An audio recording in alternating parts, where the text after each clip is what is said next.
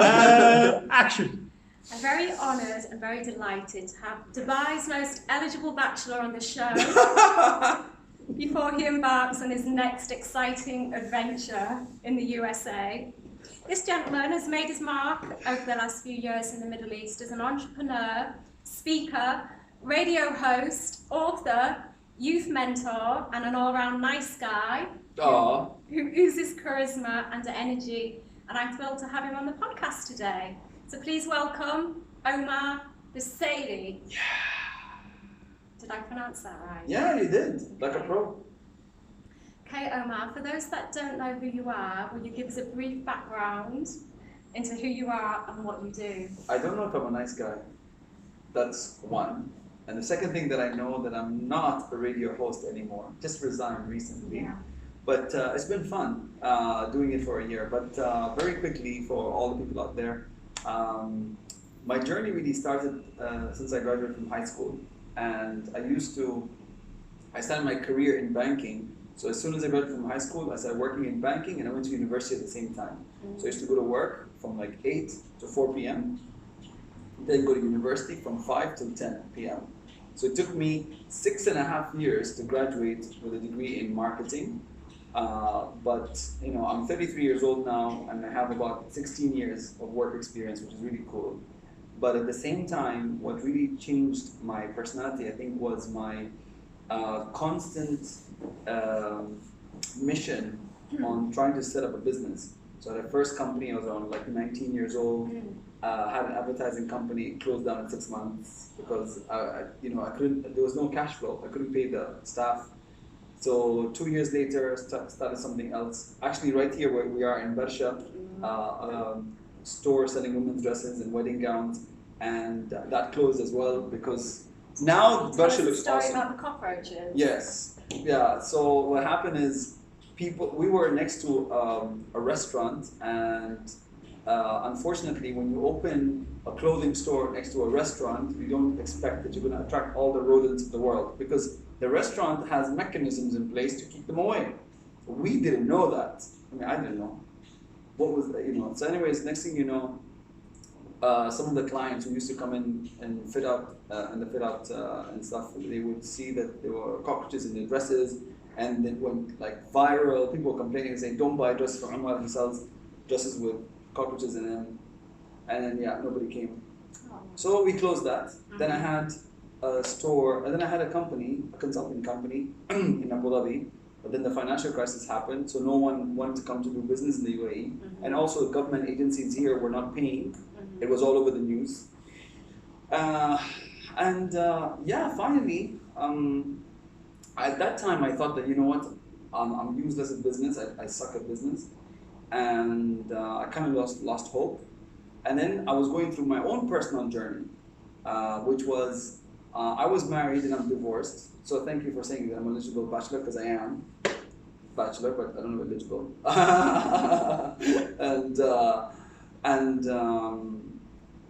When I got a divorce, at the same time I lost my job, the last company shut down, I was like, just everything came crashing down. So I was like, I'm useless as an employee, I'm useless as a husband, clearly, then I'm useless as a business owner. What do I do? So why am I created? Like, why was I here? This is what I was asking. I was like, I suck at everything. And then I just sat and, this was, I was like, I think I was going through a severe depression. Like 2 months didn't do anything. And I also tried applying for work and nobody was hiring me.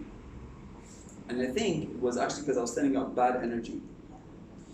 The next thing you know, I remember that the only thing that would give me happiness, or when I was younger, because I had a very difficult childhood, was writing.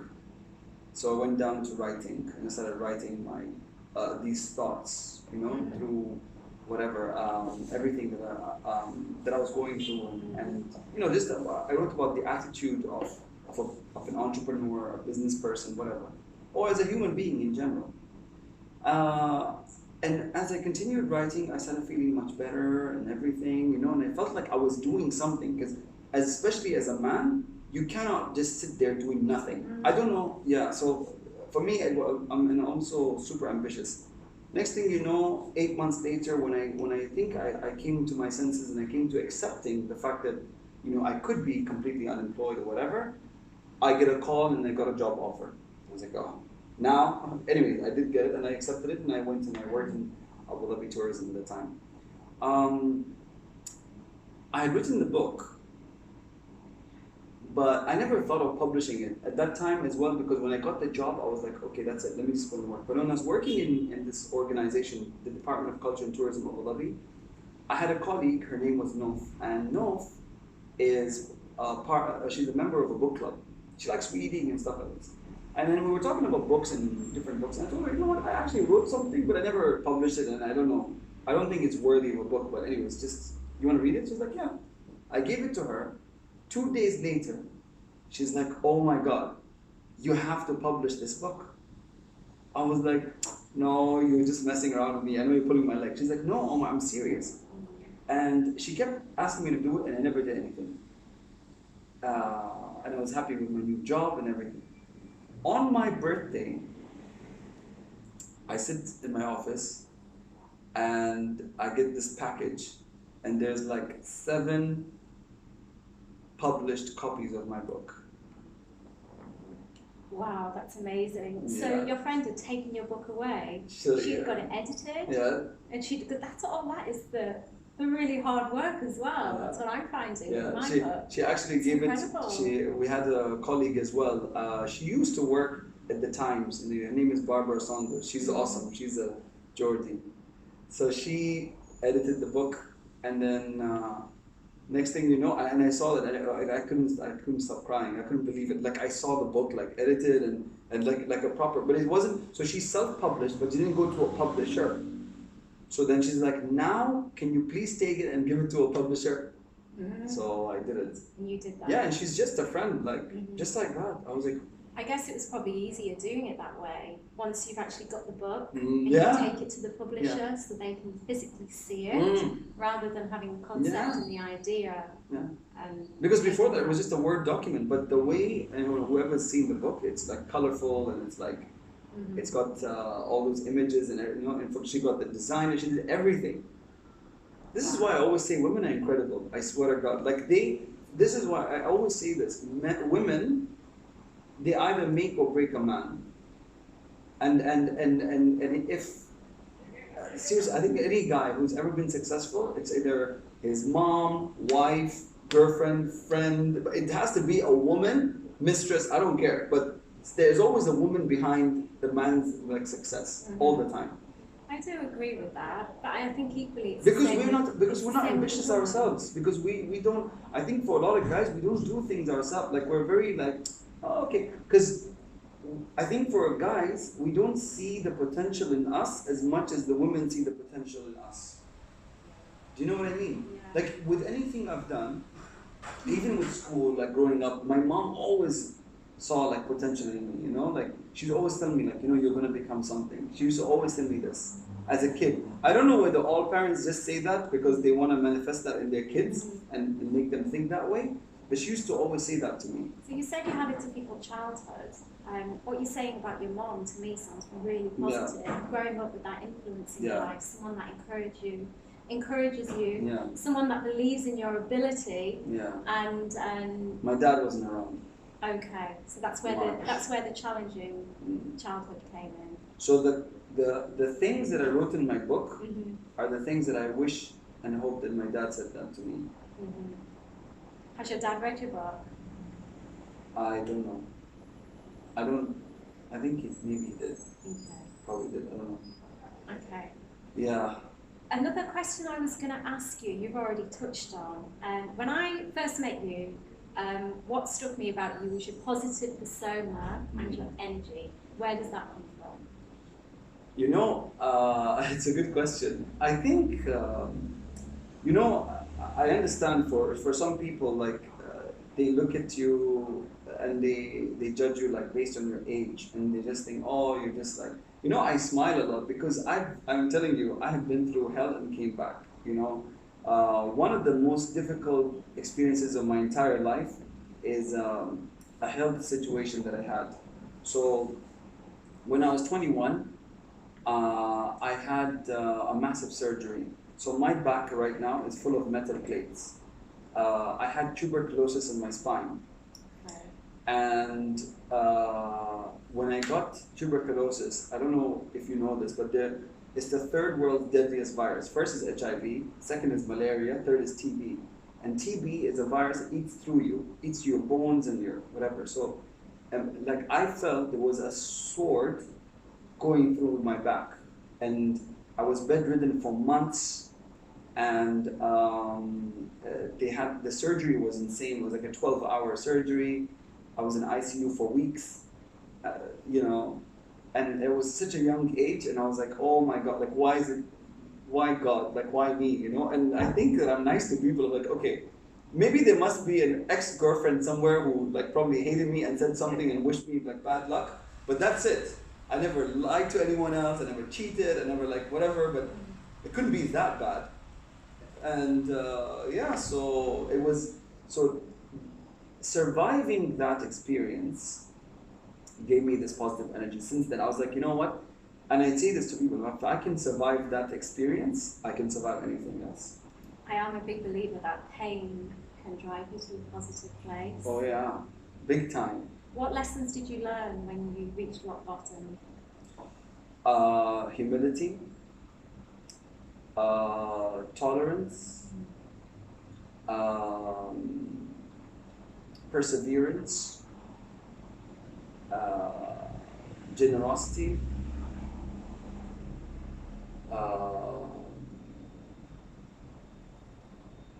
several things around, you know, everything. And you know, like everybody needs help. Like somebody needs help in something. Some people need financial help around us. Some people need like moral help around us or whatever. Like I understand that there's some people that want to go like do a trip in Africa and God knows what. But you know what? Charity begins at home. There are so many people around us here that are really like struggling. I'm telling you, there are so many people that I know that till now can't find a job. Grown-up men that I had a call just before I came here. This is a grown-up man who literally had to send his family back home, and he had a really big position in one of the biggest companies in the UAE. And for him to, you know, to ask me, to have the bravery to ask me, like, please, can you help me, you know, whatever, and my family, and I think, oh my God, you know, and I don't even have children, I don't have my own family. This guy is a grown-up man with 4 kids, and he's in trouble now, and he's like in his 50s. So I'm like, how do you know, like, it's crazy. So everyone around us, even here, need help, and we're supposed to open our eyes and our hearts. You know, if it wasn't for my personality, like you mentioned, Zoe, he probably wouldn't have told me. I'm sure, and we're not even that close, by the way. And I'm sure for people like them, sometimes like there are people who they hang out, they would never show that to them. But if you are open and you show that you're willing to help, you'll be surprised how many people need help, and they mention it to you. Definitely. So definitely. yeah, and that was kind of like one of my other questions as well, because because I forgot what it was now. It's okay. It's okay. The season 1 we're focusing on mental health. Yeah. So as an Emirati guy, as an Emirati, and also as a man, do you feel that they do enough in the region for men to be able to help kind of men with mental health problems?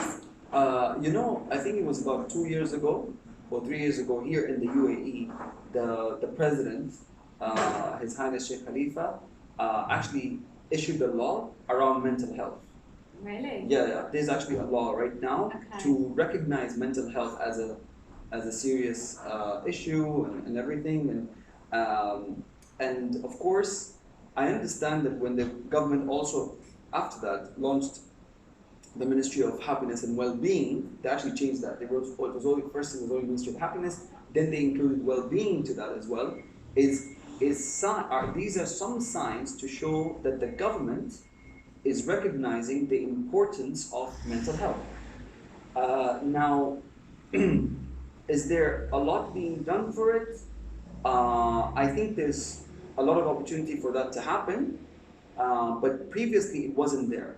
And of course, maybe because this is like a young country, so some of these issues were not really like that big of a deal, and And now when they recognize that, okay, we're one of the countries that work the highest number of hours in the world. And when people come and say, oh, we don't work hard, yeah, right. You look at countries in Europe and wherever, they work like 6 hours a day and they're done, Or you go to Spain and it's like almost, they're just chilling the whole time. Anyways, but now they realize and they recognize that pressure had put so much on the people, and it's affecting them. I'll give you an example. My father passed away last year. So my father passed away last year, and he was like only in his 60s, like early 60s. So that's not young. That's this young. day and age, that's very It is. young. And my dad, I have a feeling that what took his life away is this mental health. Because one thing is, so my dad used to work for the military for 30 years, almost 30 years. And obviously, there's a certain kind of attitude when you're in the army in terms of how you are, and I don't know.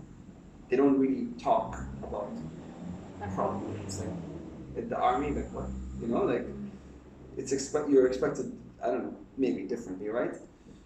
But after that, I think my dad, he never really discussed. I honestly don't know what was going on with my dad that much. Maybe in the last few years he kind of mentioned it, and I could feel him like feeling down and everything, but it was always meant, and I tried to uplift his spirit as much as possible, but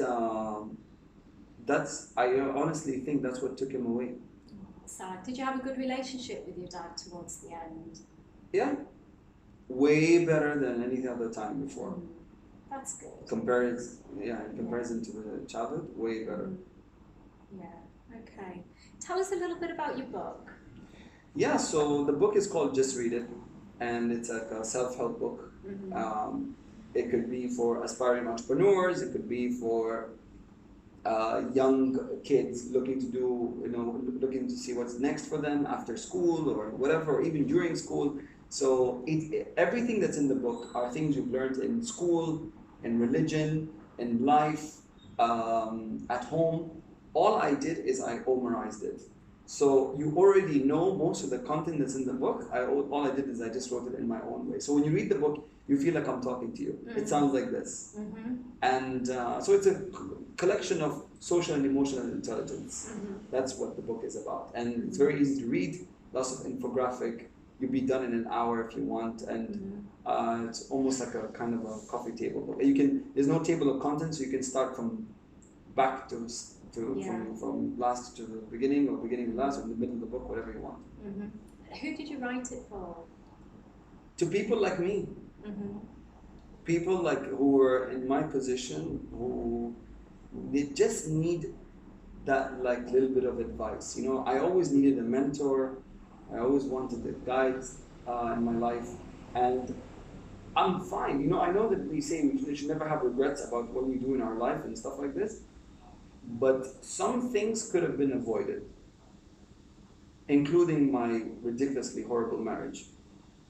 But yeah, whatever. If you don't try, you never know. Exactly. But yeah, it was still like a horrible experience. I wish I never did it, but whatever. But still. It's made you who you are today. True, and also traumatized me, but it's okay. All these experiences, I think they, and quite often I think relationships, when you kind of date a lot of people, and it's setting you up for when you do meet the right person in your life. I know. Because we've all got problems, we've all got issues. Yeah. I don't think there's anybody out there who's perfect. Yeah. I'm grumpy when I'm hungry, so yeah. Yeah, I get hungry. Hungry? Hangry. I get hungry too. I was hungry this morning after fasting yesterday. Yeah, what the? Oh my God. And I think that intensified my yoga experience as well this morning by not having any food. What was I talking about? Relationships. Yes. Yeah. No, I do think all these kind of relationships we have that we try and they don't work out. They are just preparing us for when we're going to meet the right person. That's true. Yeah, that's true. Okay, let's talk about peer groups. Yeah. They say you're an average of the 5 people that you spend most of your time with. How important are peer groups to you? They're all millionaires. I don't think I'm an average of them. I'm broke. I don't know what you're talking about. Who said that? No, my friends are like millionaires. I'm like, whoa, wait a second. Are you kidding me? Okay. I don't have half their wealth. Okay. So maybe it's not just about Who said that? Okay, maybe, I know. Maybe it's about the persona, their mindset. You know, I'm just messing with you. I know. I don't want to take your audience away and be like, oh my god, what's this guy? He's so like superficial. No. Yeah, I think it is so important. One of the things that I mentioned in my book is I say, support yourself with a circle of support and like-minded people. Like for me, and also there's a very good book by Dr. Marshall Goldsmith. He says it's called "What Got You Here Won't Get You There." So a lot of people sometimes feel it is important for them to stick to the friends that they've had since they were kids. No. If you know where you want to go, it's very, very important to start plugging new people in your circle. I mean, don't ignore those friends because you grew up with them and whatever. But I'm just saying, you just have to decide how much more time you put yourself around those kind of people. So for me, even getting out of that, like the rock bottom, I started surrounding myself with some really positive people. And before you know it, I started becoming exactly like them. We were all on the same level, you know? So it really plays a massive, massive role.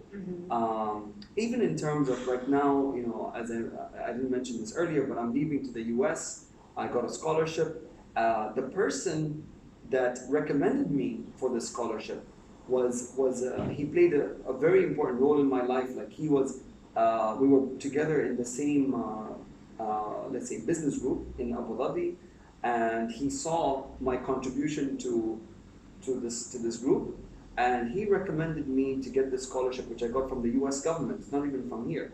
How easy was it for you to make that move to America? Because you seem to have established yourself in the business world, the entrepreneurial world, as a mentor for youth, social kind of media scene as well. So how easy was it for you to make that decision to leave essentially what could be seen as a comfort zone and go to shores where... Very easy. First of all, I'm going to be very frank. The economy right now in the UAE is not like the greatest. Like, so everything's kind of like stagnant, it's slow.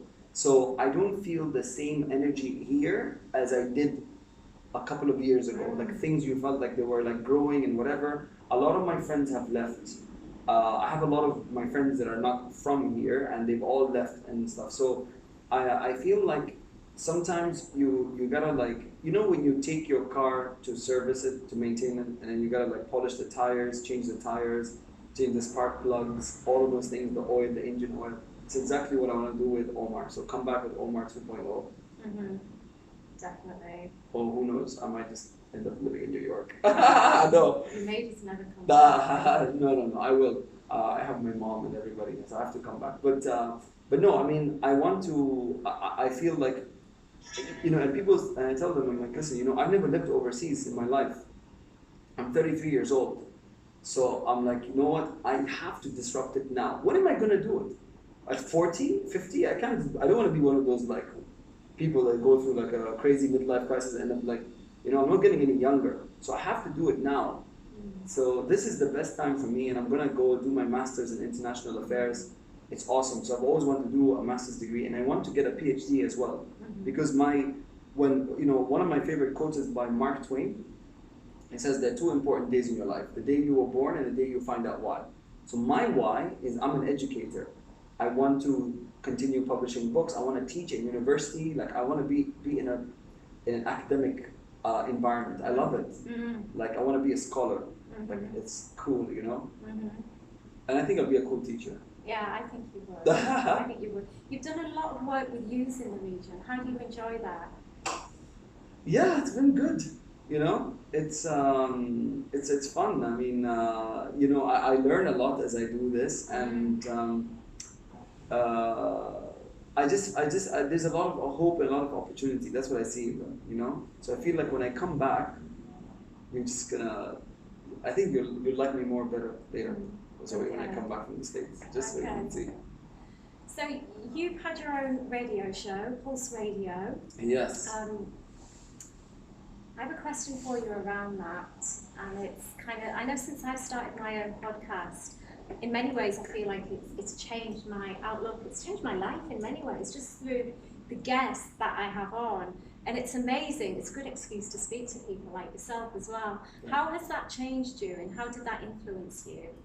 So it's very interesting. I only was a guest, like I think twice on radio, and when I was informed that in Sharjah they launched the first English radio station called Pulse 95, and they wanted me to be there. It showed me first how I'm not sure about how people think when they listen to me speak, but apparently they liked it. So what happened is I was there. We started the show. I used to do this show called Morning Majlis. It was a morning show. And then after 2 months, because one of the things that I like to talk about a lot is tech. Like I like business. It was a business show, but I used to like to talk about technology as well. And because I kept talking about tech all the time, people told me, you need to have your own show. And the management came to me and they said, listen, you know what? We think that we have to have another show and you should just have one on your own. And then I said, okay. And they told me, give us a proposal. So I thought about it. Okay, let me do the technology show. And we called it Future Talk. Mm-hmm. So we talked about the future. So the people that I met, to answer your question, in the show was amazing. I mean, they're incredible because you're meeting futurists, and I was meeting technologists and developers. And I had this segment on women in tech, bringing women who are doing awesome work in technology. It's unbelievable. They're like, I mean, we have some really awesome talent here in the UAE, That show sounds like a young boy or a man's dream. Oh yeah. Future Talks. Yeah. Talking about all things futuristic. Exactly. Yeah. So we had some really awesome authors, some incredible people from even around the world on the show, and I'm glad that I had that journey. And who knows, I mean, there are some other radio stations knocking on my door that you never know. I might consider. Watch this space. Watch this space. Is there anyone that's particularly stood out for you who you've interviewed, who you found really inspiring? One person that I found really inspiring is Brittany Kaiser. Look, there's like 5 of them, but I'll tell you, like, one of them is Brittany Kaiser. Brittany Kaiser is actually the whistleblower. She worked at Cambridge Analytica. Do you know the company that gave, that she was the whistleblower at Cambridge Analytica, the company that gave all the data to Facebook? When that whole Facebook scandal came with, like, I don't know, with the elections. You know how they took like 70 million accounts and it was manipulated and everything with the elections? So Brittany Kaiser was on our show. So having her, that was epic, what I learned, and what inspired her to talk about that experience and why she felt it was unethical that Cambridge Analytica was doing by manipulating people's right to choose who they want as their leader. Interesting. What advice would you give to your 18-year-old self? Just read it. That's in the book. I mean, everything that's in my book, I would give that advice. That's what I wish I had. If you could go back in time, would you do anything differently? Yes. I would be more patient. I would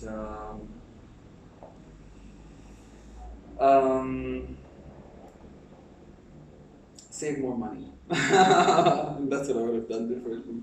Save money and be more patient. That's it. It is quite challenging to save money in the UK. No, it was just the choices I made. I wish I just didn't You should have come to see me a few years ago. I worked in finance. I could have helped you out there. Yeah. So have you had a mentor in the last few years? Yeah, I did. Anyone particular that you've looked up to? Yes, there's one of my friends moved from the UAE, went to Chicago. He's in finance actually. His name is Mamadou Aboussar. So he's French Senegalese, and this guy was like my big brother for me. Like everything, even like my dating life and everything. Like he would advise me on everything, like what to do, what not to do. And it was him who recommended me to be a global shaper with the World Economic Forum.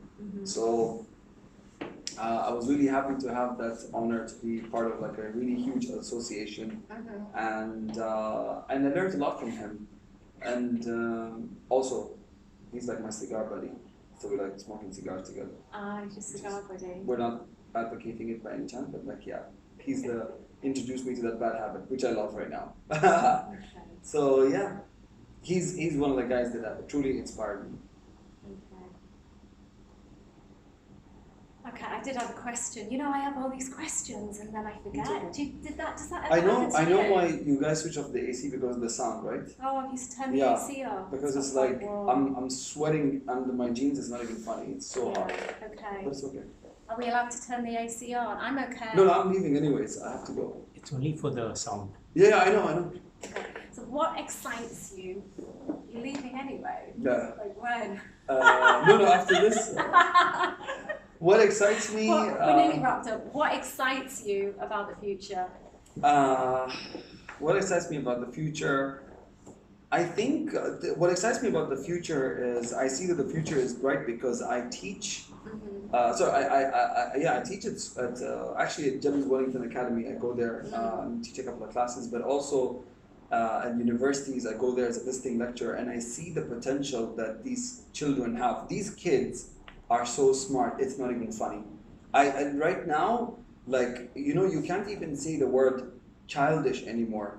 Like when you see someone acting like an adult, you should be ashamed. When they act like a child, it's even better because they're very smart and they're very well behaved and they're very intelligent. Like they know everything. Like I go there and they're teaching me stuff. I'm like, oh my goodness, what happened? Like they're in grade 6, 7, and they're asking very intelligent questions. It's a great time. I was talking about this to someone yesterday. It's such an amazing time to be alive at the moment. Yeah. And just going back to like when we were at school, and yeah, like you were taught to act like an adult, be mature. Yeah. But Yes. now it's No. kind of like I never want to lose that childhood. And now you see many of these workshops and places, and they're bringing people to tell them to act like children. They have all these games in a work environment, you know. So that's what I love about being with kids. This is why I like to be around them all the time. What do you think of the educational system these days? It's- Like the curriculum and They're what they changing. teach children? They're picking up, especially here. They're picking it up quickly. And what I like about the UAE, the good thing with the government is that they listen and they're flexible. Like they will take everything into account, but within a matter of time, that the change will happen. Some things don't happen that quickly, like this annoying thing about Skype calls being blocked and WhatsApp calls and everything else. But there are many other things where it's very easy to reach. Like I know that I have the Minister of Higher Education. I'm meeting him on Thursday. Like I have him on. I can call him just like that. Like I know him very well. Like we're very close to our ministers who are influencing the change or recommending changes. What changes would you like to see? The end of classrooms, the traditional classrooms, the rows and columns. I think we shouldn't be in rows and columns. Those were made for assembly lines in the Industrial Revolution. Not now. What should we have instead? We should have beanbags and like sitting on the floor and like maybe a yoga mat. Have you heard what Elon Musk has done? What has he done? Okay, so Elon Musk, I think he's got 3 kids. Yeah, And he has opened up his own school in Los Angeles. I'm not surprised. Opened up his own school. Apparently, there's about 15 children at that school. I'm not sure what is on the curriculum, but it's not what you would see at an average school. True. And And I have a lot of friends that are getting homeschooled. They're homeschooling their kids. It's unbelievable. because he saw flaws in the educational system. Yeah. And the more people I speak to, especially entrepreneurs, and I was even speaking to someone about this the other day, he was like, I'd never send my child to school. This guy's a high-level entrepreneur. Yeah. And I'm like, well, there are other options. But Look at what Elon Musk's doing. You can, I mean, there's obviously a price that comes with that. But you know, even in the UAE, you can homeschool. You go to the Ministry of Education and you tell them you want to homeschool. They've had this for a long time. You can go and tell them, I want to homeschool my kid. They'll tell you, okay, fine, just stick to this. Which curriculum do you want to choose, like the British or whatever? I did my O levels. So you choose the curriculum and then they tell you, fine. I think it's wonderful It's amazing. to have those options. Yeah. However, in reality, I'm not entirely convinced that schooling your children is going to be the best thing, because you've got the social aspect But they that can the be, kids may miss out but on, trust which me, is just as important. but Zoe, they do it.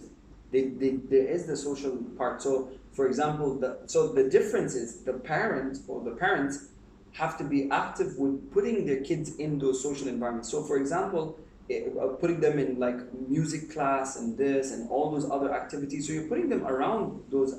You know what? So the social aspect is not on like maybe the traditional classroom, like listening part, but sometimes the activities and assignments and stuff, they put them around. So I've seen people who do that. That's how they cover the social, because that was my same argument too. But that's how they came back to me and told me this is what we do. Yeah, so I guess so what you're saying is if you do homeschool your children, there's certain criteria that you have to meet. Yeah. Part of that criteria is you would have them engaged Yes. in social activities, Yeah. so they have that social interaction. And you know, I think sometimes the word homeschooling is misleading, because when you think of it, you imagine your kids like locked in the house, like just sitting there and studying the whole time, you know. But no, I remember when I was at they need to be school, out the whole time. Yeah. and there was the odd person that was homeschooled, and they were, it doesn't Bullied. seem very pleasant Okay. saying this, What? but they were generally like the odd ones. Yeah, they would act like a bit weird, Yeah. but maybe they were smarter than the rest of them. You'd be surprised. I think it's probably more to do with social integration. Is that person like an maybe app they developer missed- now, or something? You know, I haven't even got one particular person in mind. So if you think about it, probably that person is. Maybe, You never know. maybe. I was always the odd one out until now. I was a little bit odd. I still am the odd one. I still stick out like a thorn in our community. People are like, who's this guy? I'm like, why? Is it because I'm black? It's good to be different. I'm very happy to be different. Who wants to be normal? Normal is boring. I don't want to be normal. It makes me laugh, like, you know, when you kind of, a lot of guys say, oh, I'm just like a normal guy. And I'm like, well, I don't want a normal guy. I'm not normal. Okay. Lost the And don't words. cut that out. I really appreciate you coming on today. Thank you so much for having me. It's been a pleasure. I'm going to keep it short because, you know, people get bored after. I'm not saying people who get bored from you, but No, I'm trying you have to keep it short because it's really hot. I'm trying to keep my podcast down to about 30 minutes. And I think we've been going longer than 30 minutes. Yeah. Next time, do it in ski Dubai or something. This is not normal. It's like 100 degrees inside It's quite warm, isn't and it? 150 degrees outside. Okay. Well, thank you so much for having you on the show, and I'm sure Thank you you've so much. given the listeners something to think about. I hope so. And I wish you the best of luck Thank you so on your much. new adventure. And I'm sure it will open loads of doors for you, And loads you. of opportunities. And you, Zoe. And you, Zoe. In many ways. And you. Okay. And now we have the director's cut. Oh. Okay, so question for Omar. Yes. What were the Why are top? you wearing this scarf thing? You're not warm. I have to be respectful and cover my shoulders. Respectful to whom? Well, Mama, Zach's Don't look at me. No, My mom Zach's goes mama. swimming in a Zach's bathing mama. suit. I said So, with or without, and she said with. who? I asked your Don't mom. listen to my mom. Oh, God. Anyways, no, whatever makes you.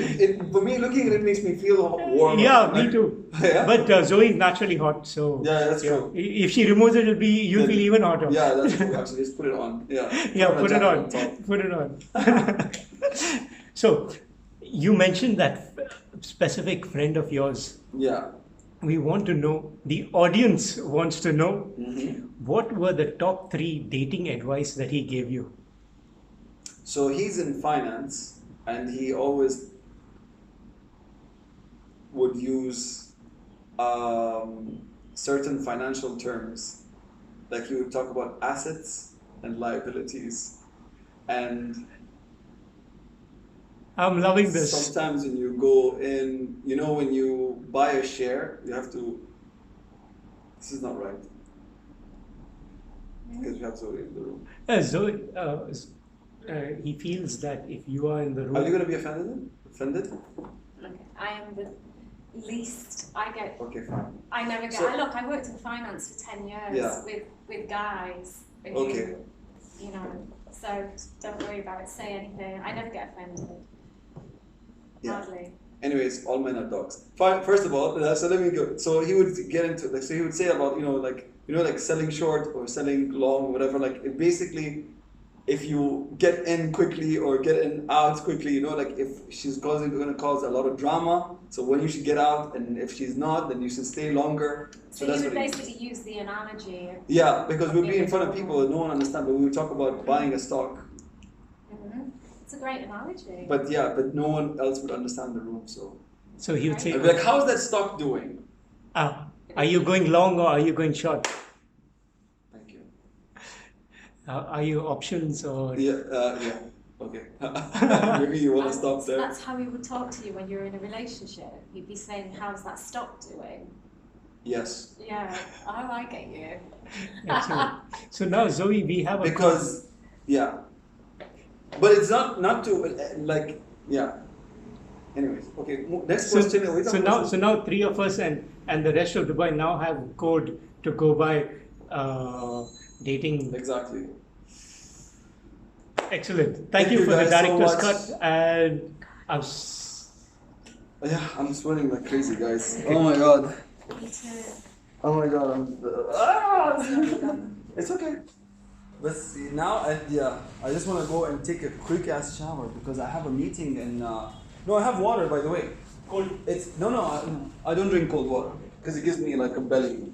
Gives me Okay, let's bloated. get a quick pic before you leave. No.